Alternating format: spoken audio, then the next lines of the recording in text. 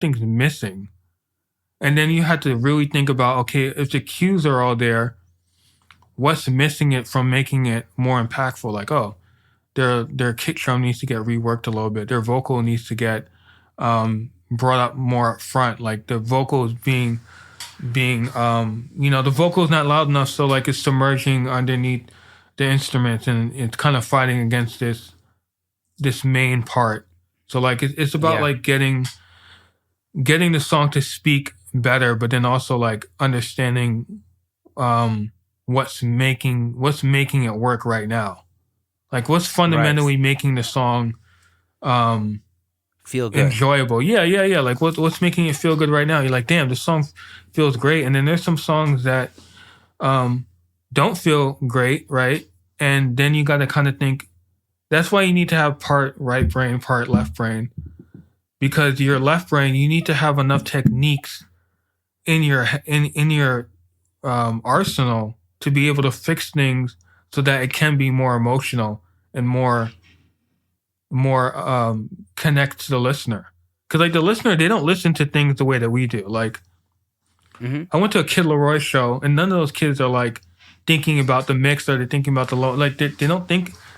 Most people don't think like that. So like I try to think. I'm like, okay, what's getting me out of the song? Like the second I'm out of the song, I stop it and I'm like, okay, why did I lose interest right there and then? You know, I try to really think about. I'm not thinking about it too hard, but like, you know, you just have this way of processing the music and trying to figure out, you know, how do you make it better? And then I A/B the rough, and I play mine, and I get to a point where I have it kind of play, and then sometimes I forget that I'm playing my mix, and I'm just like, oh, I'm really into this song, and I'm thinking I'm listening to the rough mix, but I'm actually listening to my mix. But then when I listen to rough mix, I'm out of the song again. I'm like, okay, that's exactly what I wanted to do, like subconsciously. Yeah. That's dope. It's like, oh, I guess, it's like, how people talk about like, oh, you're tapping your feet now, or you're starting to get goosebumps, that you're getting close to something. That exactly, bro. Like, that's exactly what it is. Like, your head is moving, your foot is tapping. That's why, like, when I play a mix, like, I don't even care to even look at them. Like, I could be looking at the side of them. Are they moving? Are they vibing? Are they, like, I had one client, he would, like, close his eyes and just be so into the mix. It was insane how he would hear it. Yeah.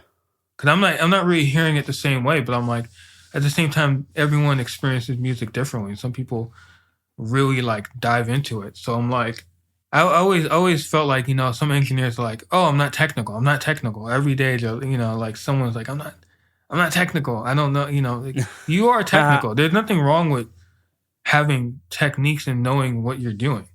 Now, there's one thing where you're so technical that you're not thinking about the music. You're kind of thinking about like, oh, if I take 1.5K out at this cue or whatever, it's going to do this. It's like, you're not thinking about it. You need to have like a balance of Yeah. when the other person steps in or not, like, Yeah, I'm finding something that I'm still working on is kind of letting things be imperfect and kind of embracing that, because that is often what is the sauce. I make something sound cool is its imperfections.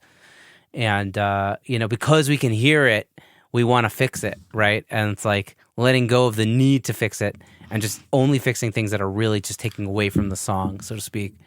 And, that's I guess it's still kind of a work in progress for me, but I think that's like a healthier mindset. I just literally just released a reel from my episode I just released with Nina.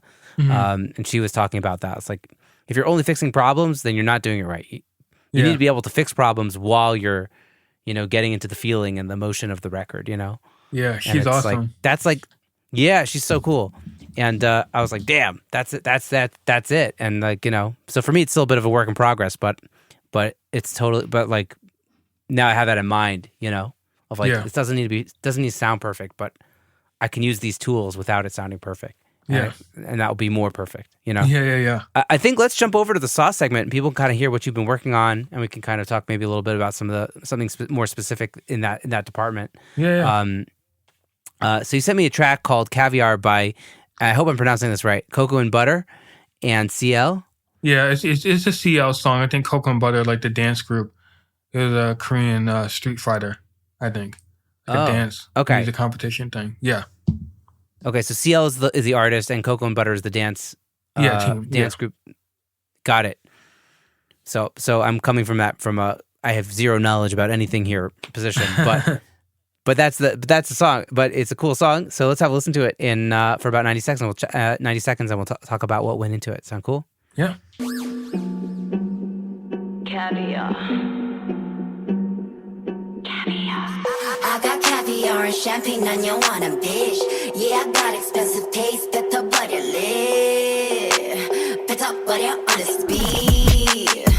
나는 뼈질 속에 bitch. 나는 안 가 거기 절대 누가 오래도. 따분한 이야기 다들 같은 노래도. Truffle on my thighs 뿌려 누가 말해도. 어디 안 가 어제 오늘 내일 모레도. 나와 상관없는 일들 내게 상관없어. 다들 가자 하던 일들 제대로 하라고. BBS and Bennett Ballers, that's a princess cut.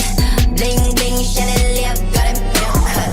I got caviar and champagne on your wanna bitch. Yeah, I got expensive taste, better but your lip. Better but your honest beef. 나는 뼈질 속에 bitch. I got caviar and champagne on your wanna bitch. Yeah, I got expensive taste, better but your lip. Better but your honest beef. 나는 뼈질 속에 bitch. 쉐리니와 함께라면 여기 level up. 말해 뭐해 이만 아파 looking fabulous. Flashing lights, yeah, I gotta get my eyes on. 내가 나타난 다들 바로 뒤집어져. 표정 태도 가리 내가 어찌하리. 머리 발끝까지 dip it drop, cherry dropping. Welcome to my party. Yeah, you know I got it. 비료 앞지 말이 keep it funny 되게 나지. I got caviar and champagne on your wanna bitch. Yeah, I got expensive. Yeah, man, sounds so good. Even at the beginning, it really draws you in with all those like the reverb and like the panning with the effects. Yeah. And then then it just knocks, you know. So vocals sound crispy. Tell us a little bit about this project and what went into it. Yeah, this is a song produced by Nick Lee, incredible producer, and we started working, like when I moved to LA, we started working on CL's debut album Alpha, and he was producing a lot of it, and I was doing like engineering and like vocal effects on songs, and I think the record had just came out, and then she also decided to make like a new song for the show, and then he produced that, and then I got to mix the song Caviar, and John Greenham mastered that. Thank you, John. All right, short notice. John. I mean, he texted me. He was so excited because he was like, his daughter is a huge CL fan because CL is a big K-pop artist, and he was like, I didn't know who she was, but now I know who she is, and it's crazy. So love it.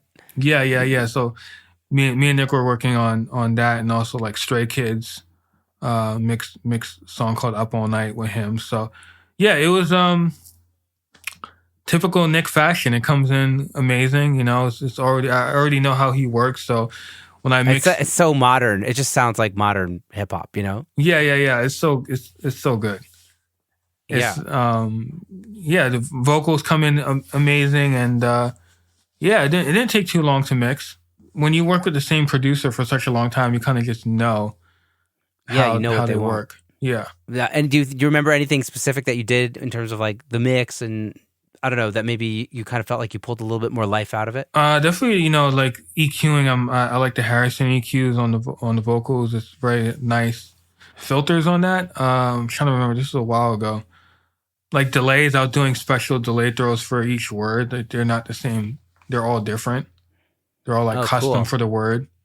I think like I had like a Echo Boy going into a lo-fi, going into like an H verb for one phrase, and the other phrase had something else going. Like that was the other thing I was gonna do, like on those songs, like panning stuff that was already there. I just, you know, make it more eccentric, and kind of. That panning work was really dope, especially at the beginning. That thing was like, whoa. You're already in the song, and nothing too different. It's just like when you get productions like that, like went to Juilliard, like the wow. the musicality of that guy and like how hard he works and like what I've been working with him since 2017, and he did co-production on Lil Nas X Industry Baby. He did all the horns on that, so that was like his first #1 record. And like Wow. just to work with someone for that long and to know how they work and like what they're doing, like it makes the process better because we're always like helping each other. Like, hey, what do you do to the drums here? Like we talk about some music theory or it makes the product better because at the end of the day you're so involved in the whole thing that you're just not like someone that they throw a record to and you're like, oh, just mix it. Yeah, it's a collaboration. It's like, and it's fun. It's and you have the the personal relationship aspect of it, of just like which also makes it more meaningful and more fun to do. Like totally the two heads just like making a better product than one head. Than even twice of one what one head could do. So, that synergy, the synergy of working, and continued work, like you said, like, it's so good to work with people consistently, and like people are always looking for new clients, but sometimes it's better to like hone in on your current clients that you could really double down on. And the current clients, usually when you hear about people doing really well, like they have like long-term 20-year relationships. Like those are not relationships that you have one time and that's it. Like some clients may be in and out, but then there's some clients where you need to lean into. Like when I met Nick, he was just getting into like pop production. I'm like, he's an incredibly talented producer and artist, and I was like, I'm just gonna keep working with him.